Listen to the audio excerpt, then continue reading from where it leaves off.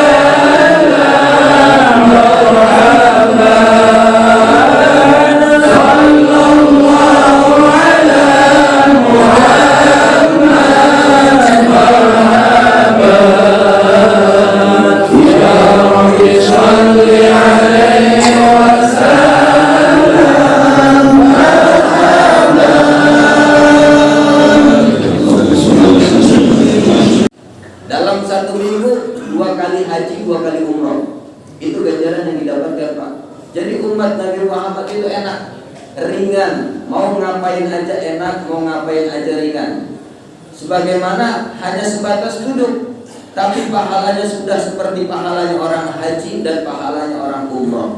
Maknanya apa, Pak? Yadhkurullah, saya kutip dari hadis yang sebelumnya, yadhkurullah, mengingat kepada Allah, yakni mengaji. Kita mengaji yang seperti ini bagian terpenting dalam hidup kita. Bagian terpenting dalam hidup kita bukan nyari duit, bukan kerja, bukan duit bukan bagian terpenting dalam hidup kita. Man kanatid dunya, kata Rasulullah, man kanatid dunya hammahu, orang yang menjadikan dunianya adalah sesuatu tujuan yang paling penting. Man kanatid dunya hammahu, orang yang menjadikan dunianya sebagai tujuan paling penting dalam hidupnya dia, maka kata Rasulullah, farraqallahu alaihi amra, Allah akan bertubi-tubikan masalah hidupnya dia, akan Allah lipat gandakan masalah hidupnya dia. Coba, orang yang menjadikan dunia sebagai kepentingan tujuan hidupnya dia, maka Allah akan lipat gandakan masalah hidupnya dia. Coba, jadi dunia bukan kepentingan dalam hidup. Kepentingan dalam hidup ngaji, Pak. Ngaji itu kepentingan dalam hidup. Makanya saya senang, ya Allah, Sunterjaya pagi-pagi bisa kumpul kayak begini. Sebab apa? Bagian terpenting dari dalam hidup kita. Bukan bangun pagi terus digedor suruh kerja, digedor suruh cari duit, bukan. Tapi kepentingan dalam hidup kita digedor untuk menggebu-gebu berburu pahalanya Allah, berburu rahmatnya Allah dengan cara yang seperti ini. Terus Rasulullah melanjutkan lagi dalam hadis tadi, orang yang menjadikan dunia sebagai kepentingan hidupnya dia, farraqallahu alaihi amra, Allah akan menimpakan masalahnya dia dan melipat gandakan masalahnya dia. Dan di situ Rasulullah menambahkan lagi, wa ja'ala faqrahu baina ainai, dan Allah menjadikan kefakirannya dia, kemiskinannya dia semakin nampak di depan nasibnya dia, di depan wajahnya dia. Coba, semakin hari semakin kita mencari dunia, gila terhadap dunia, duit terus, maka semakin hari semakin Allah tambah masalah dia terhadap dunia, dan semakin hari semakin Allah tampakkan kefakiran dia terhadap dunia. Banyak yang kayak gitu, Pak. Bukan hanya pekerja, bukan hanya karyawan, bukan hanya pengusaha yang seperti itu. Ustadz juga banyak yang kayak begitu. Niat ceramah bukan karena Allah, melainkan bil amplop, cari uang. Yang seperti itu ustadz bakal miskin, bakal Allah jadikan kefakirannya dia semakin nampak di dalam hidupnya dia. Sebagaimana kata Rasulullah tadi, hakanda. Bahkan yang terpenting dalam hidup kita semakin kita tekuni. Rasulullah juga mengatakan, laisal gina an kasratil, bukan bagian dari kekayaan orang yang memiliki banyak duit, walakinnal gina ginan nafsi, akan tetapi orang yang memiliki kekayaan adalah kaya hati. Kaya hati, Pak. Jadi kaya bukan dari uang, melainkan dari hati. Kita bisa sabar, kita bisa bersyukur, kita bisa qanaah, merasa cukup dari Allah, merasa cukup apa yang diberikan oleh Allah. Ini bekal ngaji kita. Bekal ngaji kita yang kita pegang sampai kita mati, yang kita pegang sampai kita wafat. Ini bekal ngaji kita yang kita pegang. Sebab ngaji bukan hanya duduk terus ceramah-ceramah begini. Yang seharusnya ngaji itu kita buka kitab, duduk, buka kitab, kita pelajarin isi kitab itu, terus kita mendapatkan ilmunya, kita amalin, itu baru ngaji, Pak. Ada kitab fikih, kita belajar tentang ubudiyah, kita belajar tentang sholat, kita belajar tentang toharoh, kita belajar tentang munakahah, ubudiyah, terus juga muamalah dan lain-lain, jinayah, hidoyah dan lain-lain. Itu yang dinamakan ngaji. Berapa banyak dari kita yang junubnya nggak sah? Berapa banyak dari kita yang wudunya nggak sah? Berapa banyak dari kita yang rukun sholatnya tidak sepenuhnya dia jalanin? Berapa banyak dari kita yang seharusnya dari sunnah abaat yang dia tinggalkan harus diganti dengan sujud sahwi, tapi dia tidak mengganti dengan sujud sahwi? Berapa banyak dari kita yang nggak mengerti bahkan sujud sahwi itu apa, sunnah abaat itu apa, rukun sholat itu ada berapa? Berapa banyak dari kita yang mengerti itu? Itu baru perkara sholat, belum perkara toharoh, belum perkara yang lain-lainnya, bagian dari ubudiyah, atau mungkin muamalah, atau mungkin munakahah, bagian dari pernikahan, rumah tangga kita kepada istri kita. Mungkin berapa banyak talak yang kita bicarakan secara tidak sadar.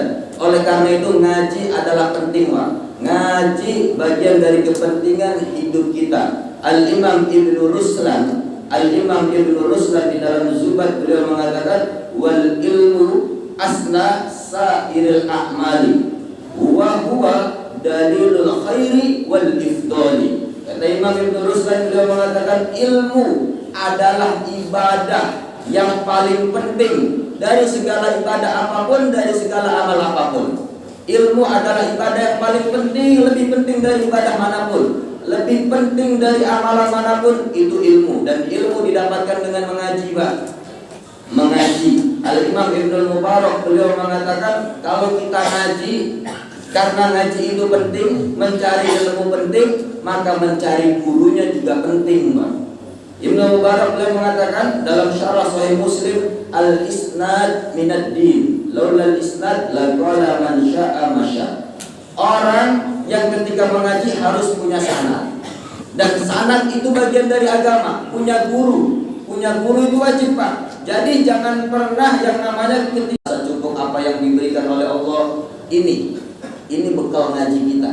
Bekal ngaji kita yang kita pegang sampai kita mati, yang kita pegang sampai kita wafat. Ini bekal ngaji kita yang kita pegang.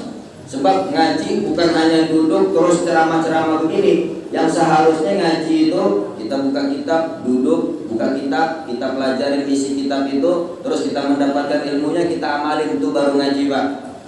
Ada kitab fikih, kita belajar tentang ubudiyah, kita belajar tentang sholat, kita belajar tentang toharoh, kita belajar tentang munakahah, ubudiyah, terus juga muamalah dan lain-lain, jinayah, hidoyah dan lain-lain.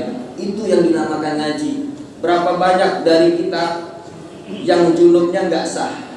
Berapa banyak dari kita yang wudunya nggak sah?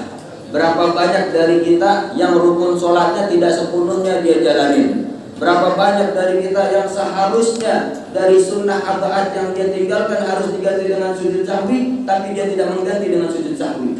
Berapa banyak dari kita yang nggak mengerti bahkan sujud sahwi itu apa, sunnah abaat itu apa, rukun sholat itu ada berapa? Berapa banyak dari kita yang mengerti itu? Itu baru perkara sholat, belum perkara toharoh, belum perkara yang lain-lainnya, bagian dari ubudiyah, atau mungkin muamalah, atau mungkin munakahah, bagian dari pernikahan, rumah tangga kita kepada istri kita. Mungkin berapa banyak talak yang kita bicarakan secara tidak sadar. Oleh karena itu ngaji adalah penting, Pak. Ngaji bagian dari kepentingan hidup kita. Al-Imam Ibnu Ruslan di dalam Zubat beliau mengatakan wal ilmu asna sa'iril a'mali wa huwa dalilul khairi wal ifdali. Kata Imam Ibnu Ruslan beliau mengatakan ilmu adalah ibadah yang paling penting dari segala ibadah apapun, dari segala amal apapun.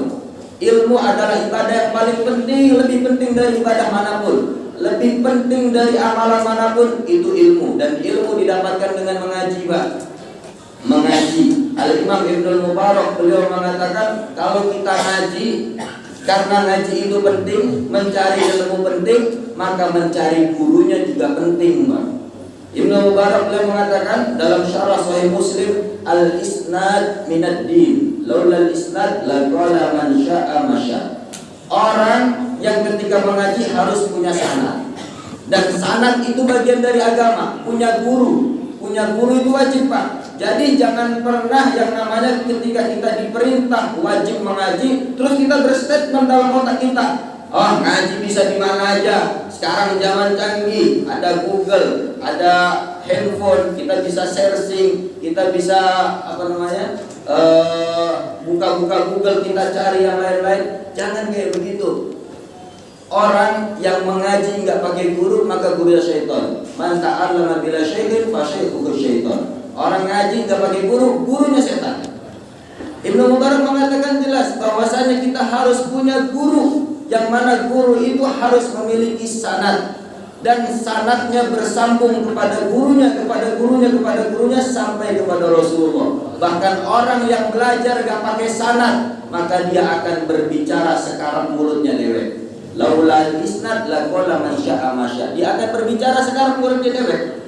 Mulutnya mau ngomong apa, dia ucap seperti itu, karena dia belajar gak pakai guru, Bang. Oleh karena itu kita wajib ibadah, wajib sholat, amrun li syai'in, amrun li wasailihi. Wajib diperintahkan sesuatu perkara, maka perkara yang berhubungan dengan kewajiban itu hukumnya pun juga wajib. Sholat itu wajib, Pak. Wudu sebelum sholat itu juga wajib. Ngaji itu wajib, maka mencari guru dalam mengaji itu wajib. Sholat itu wajib, maka mengetahui ilmu sholat itu pun juga wajib. Mengaji wajib, maka mencari guru yang benar itu juga bagian dari wajib.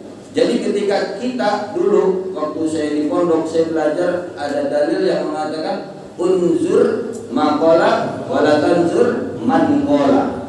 Lihatlah apa yang dikatakan dan jangan lihat siapa yang mengatakan. Menurut saya dalil itu sekarang nggak kepake. Sekarang dalilnya unzur maqala wanzur man qala. Lihatlah apa yang dikatakan dan lihatlah siapa yang mengatakan. Kalau yang mengatakan itu bukan dari orang yang berpendidikan, yang memiliki sanad kepada gurunya sampai dengan kepada Rasulullah, maka jangan ambil perkataan itu. Kalau yang mengatakan bukan dari orang-orang Nahdiyin, bukan orang yang min Nahdlatul Ulama, min Jamiyatin Nahdlatul Ulama, maka jangan ambil perkataan orang itu. Tapi kalau orang yang mengatakan akidahnya benar, ilmunya benar, yang disampaikan masuk ke dalam hati, cocok dengan hati, dan kita lihat juga siapa yang mengatakan bagian dari kita min Nahdlatul Ulama, maka ambil dan gandeng orang itu terus-menerus, Pak. Sekian dari saya. Ada Allah wa iyyakum, unsur maqalah wanzur maqalah. Billahi taufiq. Assalamualaikum warahmatullahi wabarakatuh.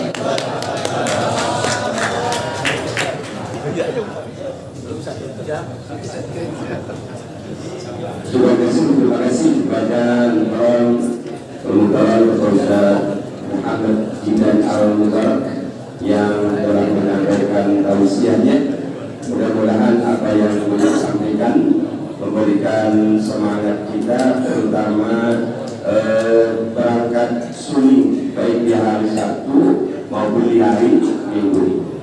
Hadirin yang berbahagia, acara berikutnya doa yang insyaallah akan dipimpin oleh guru kita Mukarram Bapak Haji Mardani Mursid. Namun sebelum saya undur diri atas nama pembawa acara, apabila dalam menyampaikan membawakan acara banyak kehilapan, atas nama pribadi dan keluarga besar Masjid Baitus Sabirin, atas segala kekurangannya mohon dibukakan pintu maaf yang selebar-lebarnya. Allahumma salli wa sallim. Assalamualaikum warahmatullahi wabarakatuh. La ilaha illallah.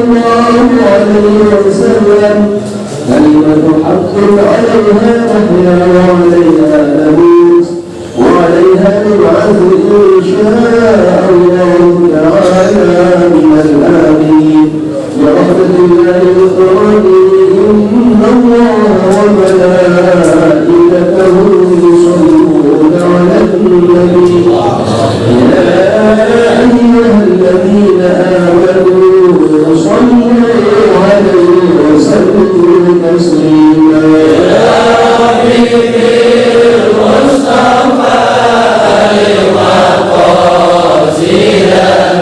واغفر لنا ما مضى وسعك ربي يا حبيبي المصطفى لمقاصدنا واغفر لنا ما مضى وسعك ربي يا حبيبي المصطفى لمقاصدنا واغفر لنا ما مضى وسعك ربي يا حبيبي المصطفى لمقاصدنا واغفر لنا ما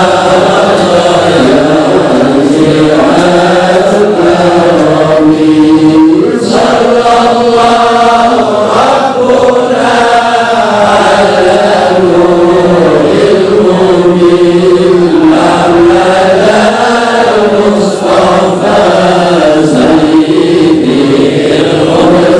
المرسلين وعلى آله وصحبه أجمعين صلى الله ربنا على نور المبين محمد المصطفى سيد المرسلين وعلى آله وصحبه أجمعين صلى الله ربنا على نور المبين محمد المصطفى سيد المرسلين وعلى آله وصحبه أجمعين وعلى آله وصحبه أجمعين. Fatihah buat Ibu Uniroh, buat Bapak Solihin, buat Kiai Makmur Jelani. Mudah-mudahan Allah bekaskan pulih lebih cepat lagi, sehat walafiat dan semua yang kurang sehat. Alhamdulillah. Alhamdulillah.